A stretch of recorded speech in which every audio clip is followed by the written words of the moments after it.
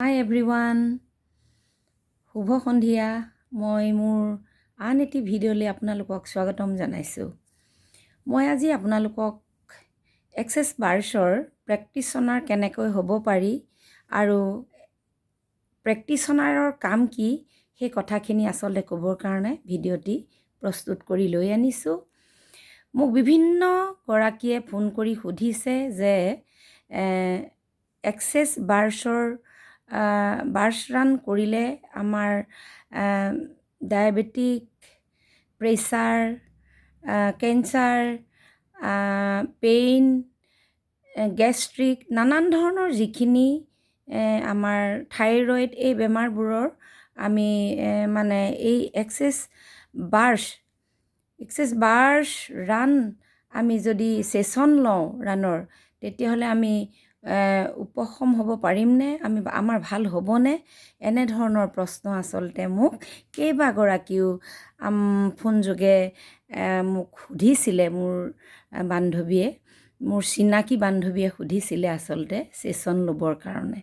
এতিয়া মই কাকোৱে ব্যক্তিগতভাৱে আচলতে ফোন কৰি এই কথাখিনি ক'বলৈ মই সময় পোৱা নাই কাৰণে এটা ভিডিঅ' কৰিয়ে মই কথাখিনি সকলোৱে জানক বুলি আচলতে মই ক'বলৈ বিচাৰিলোঁ। এক্সেছ বাৰ্ছ এনেকুৱা এটি ছুপাৰফাষ্ট মডেলিটি যিটোৱে নেকি আমাৰ মূৰৰ 32টা পইণ্টছত যি 32টা আমাৰ পইণ্ট আছে, এই পইণ্টছকেইটাত পাখিৰ নিচিনাকৈ আচলতে প্ৰতিটো বেলেগ বেলেগ মানে পজিশ্যনৰ, আঙুলিৰ পজিশ্যনৰে পইণ্টছবিলাকত হাত দি আমি আচলতে এই বাৰ্ছ ৰান কৰোঁ। আৰু এই বাৰ্ছ ৰান কৰা এই এটা ছেশ্যন ল'লে কিমান সময় লাগে সেই কথাটো সুধিছিলে। নানান ধৰণৰ ইয়াত এই পইণ্টবিলাক আছে। প্ৰথমতে আমি আচলতে ইজনে সিজনৰ আমাৰ এনাৰ্জি পুল কৰি ল'ব লাগিব, আদান প্ৰদান ইজনে সিজনৰ। এই যে এনাৰ্জি পুল কৰা যায়, তাৰ পিছতে আমি বাকী আমাৰ পাৱাৰ বেণ্ড যি আমাৰ পাৱাৰ আমি আচলতে বাৰ্ছ ৰান কৰোঁ। তাৰপিছতে আমাৰ এটা খুব ইম্পৰ্টেণ্ট আমাৰ এটা পইণ্ট আছে, সেইটো হৈছে ইমপ্লাণ্ট বেণ্ড। এই ইমপ্লাণ্ট বেণ্ডত আচলতে আমাৰ 15-20 মিনিট সময় আমি থেৰাপি দিব লাগে। আঙুলিকেইটাই আমাৰ থেৰাপি দিয়াৰ পজিশ্যনবোৰ বেলেগ বেলেগ। আমি কেনেকৈ হিলিং কৰিম, আমি কেনেকৈ ৰাখিম, এই পজিশ্যনখিনি অলপ বেলেগ বেলেগ ধৰণৰ একদম সঠিক জেগাত আমি বাৰ্ছ ৰান কৰিব লাগিব। তেতিয়াহ'লে ফল পাব 100%। আনহাতে আমাৰ ক্ৰিয়েটিভিটি, কানেকশ্যন এই বস্তুখিনিৰো আচলতে আমাৰ পইণ্টছ আছে। এইখিনি কেনেকৈ ডেভেলপ হ'ব, কেনেকৈ আমাৰ মানি ব্লকেজ খোল খাব, এইবোৰ আচলতে এনেধৰণৰ আমাৰ এই 32টা পইণ্টছৰ ভিতৰত আমাৰ পইণ্টছ আছে। এইখিনি যদি আমি খুব সুন্দৰকৈ আমি মানুহক যদি এটা পৰিৱেশ গঠন কৰি আমি আমাৰ নিজৰ ইষ্ট দেৱতাক আমি একাত্ম কৰি লৈ পেলাই বাৰ্ছ ৰান কৰোঁ, তেতিয়াহ'লে 100%ই একদম বেমাৰ আজাৰ, ঘৰৰ ডিপ্ৰেশ্যন, এনজাইটি, আজিকালিতো ল'ৰা ছোৱালীৰ ডিপ্ৰেশ্যন থাকেই।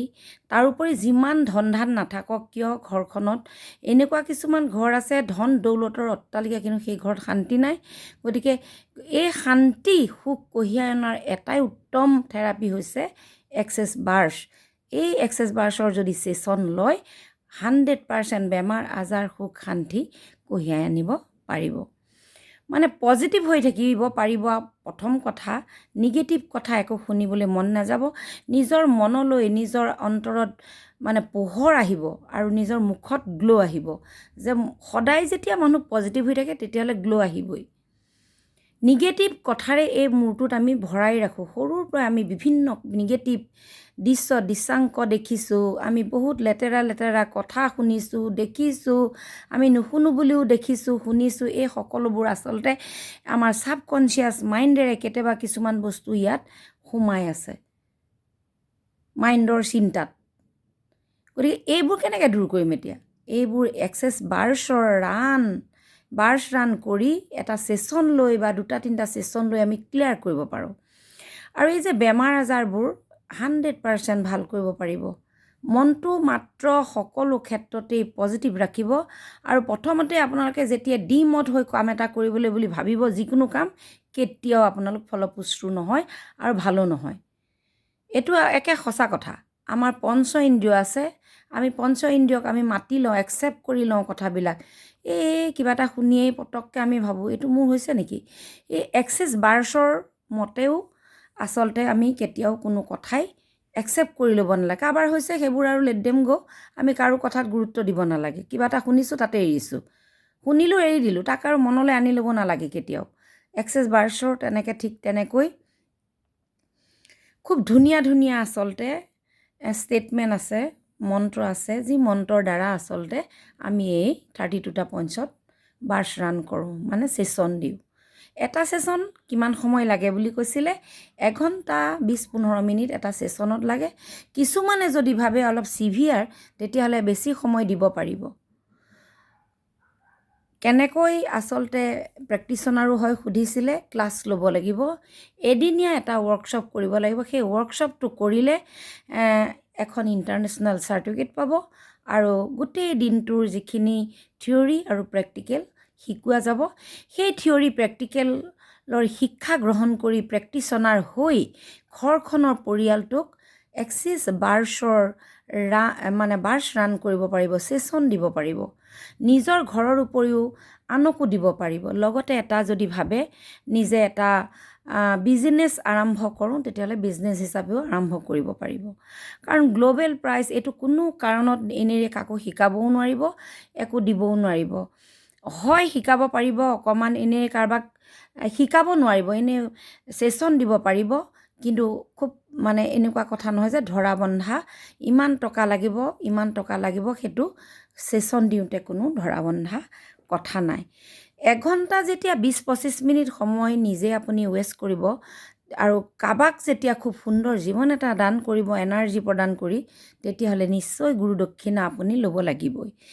গতিকে এইটো এটা ছুপাৰফাষ্ট খুব সুন্দৰ মডেলিটি।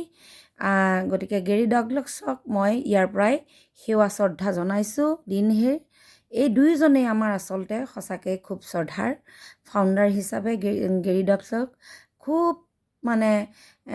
হৃদয়েৰে সেৱা জনাইছোঁ।